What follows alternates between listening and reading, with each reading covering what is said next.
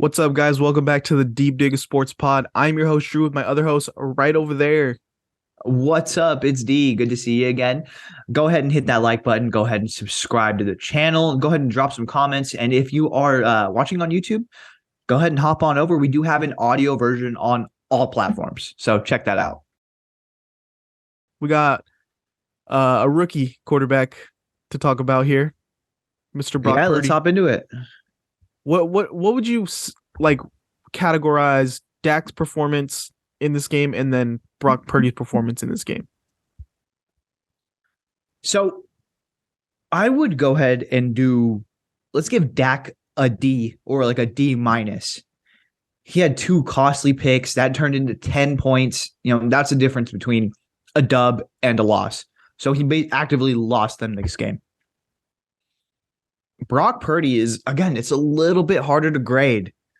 I would give him like a B minus or a C plus in that range. He looked good. He was running for his life, though. I mean, that's not on him. Like, he made do with what he could. They had no running attack in the first half. I think 27 yards total, amongst the rushing yards in that first half for the 49ers. So not really much to work with as far as that. But he ended up pulling out the win, did not, make mistakes. And that's ultimately the difference between him and Dak is Brock Purdy does have ice in his veins. Brock Purdy does seem like he is built for marquee plays. He is built for these clutch moments where Dak just comes up a little bit short every single time. And it just leaves you wanting a little bit more, especially from a guy who is getting paid very highly. So you're expecting more. We say this about Kyle Shanahan all the time. When they're bad, it's like, Kyle, you need to have a standard that's higher than most because you are considered one of the top 3 or 4 coaches. Same thing with Dak. Like, Dak, you get paid in the top 10. Like, you need to be top 10 level, and you're just not. Like, it's just disappointing for Cowboys fans. Obviously, it's awesome for 49er fans. We love it. What I loved about Brock Purdy's performance is he never was fazed by the plan. I know they said during the game that Juice was talking to him, saying that, hey, just be patient. It's just going to take a play, and like, we're going to get there. And you see him on the sideline, him and McCaffrey and Juice, like, going through the tablets. And you love to see that because we don't have that veteran quarterback on the sideline right now. I mean, I don't see Jimmy over there really drawing up stuff with Brock Purdy. So you love to see these veterans really take the rookie under the wing, because I think they all do believe in him, and they're like, the way Brock Purdy's mind is for football. I know I heard Kyle Shanahan say that Purdy will come off the field and he'll talk to him and be like, well, why did you do that? And he'll say, like, here's what I'm thinking. And they'll really find that middle ground and like, okay, that makes sense that that's what you're trying to do, and it just didn't work.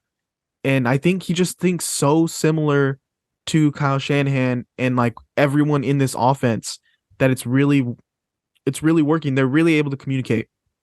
And so when he's having this down game where nothing's really working and his athleticism isn't good enough to beat this Cowboys team, which was really telling, like, okay, this is how he was dominating the other teams.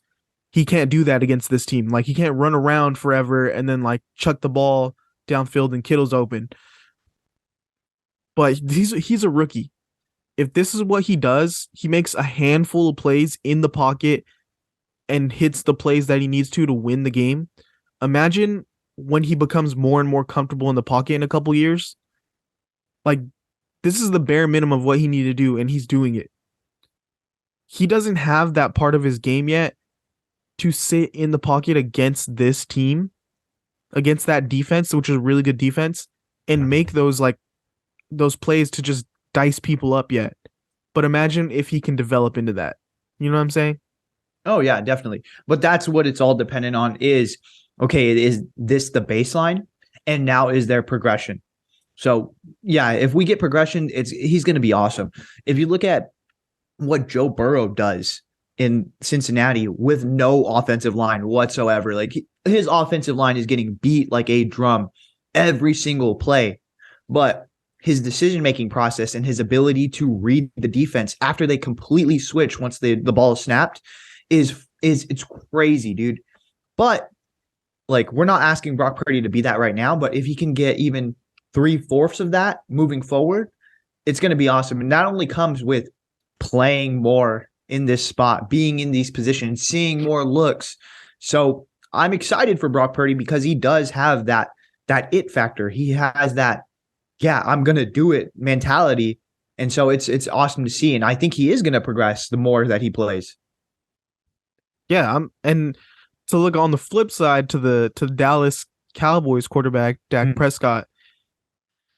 I don't know what you guys are gonna do with this guy. Trade Dak was trending on Twitter all last night, and he just signed this contract. He's getting paid a lot of money, and I don't see the tweet that I saw was like, you know, that guy who put the poll on Instagram where it was like, "Who want me? Yes or no?" And it's 100% no. 100% no. They're like, "That's Dak Prescott." Yeah, that is so. But what team would even take on that contract or give up assets and take on that contract? I think they should just fully lean into the defense, dude. They are gonna have to give up. They're gonna cut Ezekiel Elliott. Dalton Schultz this year was on the franchise tag. You're not going to tag him again, so you're going to lose that. Michael Gallup was a guy that a lot of people were clamoring to sign when he became a free agent, and the Cowboys ended up letting go of Amari Cooper and re-signing Michael Gallup. He doesn't look like a guy anymore. So it's like, what do you do on your offense? I think you got to stick with Dak, obviously, but you got to try to draft, solid wide receivers. You've got to really just hunker down on that D line or on that offensive line. You've got to make Tony Pollard the number one. I hope he ends up, I hope the injury is not too serious and he can bounce back early next season. So I think you just become what's like everyone is saying that on our comments about the Ravens, which is run game, defense, and you really make Dak a game manager. You can't be this run and gun like we're gonna throw it 60 times a game. You just can't do it with Dak Prescott. Like you need to limit the amount that he can fuck up your game because it seems like that's what Jerry Jones wants this team to be, though, is like that explosive offense. They can't. They just with this quarterback, they cannot. He led the league in interceptions, only playing 12 games. Do you know how ridiculous that is? Only playing 12 games to lead the league in picks? Like they're better off if they want to do that, they should go out and sign Jameis Winston. At least he's a guy who can get the ball out there. If they're going to throw this many picks, fuck it. Why not? At least he has a better arm than Dak Prescott. The 2 picks is what lost this game. And you could say like I saw someone on Twitter like, "Oh, Brock Purdy's so lucky he almost threw a bunch of picks." Again, almost doesn't matter. Who gives a fuck? He won the game. He made the plays when he needed to. You could say also Dak Prescott almost threw a bunch of picks too. There was a handful of drops from other 49ers players on defense. And there was times where we didn't even get the pressure on him and he was throwing bad balls that were almost picked. So I just didn't, I don't know what's up with him. If he looked like a below average quarterback and Brock Purdy looked like an above average quarterback at worst. I mean, yeah, I'll give him like a C in this game because he didn't like ball out. He didn't like elevate to a level of like dominating the game or anything. But he didn't make mistakes. He didn't like really have any crazy negative plays. And he made key throws in the game that were clutch.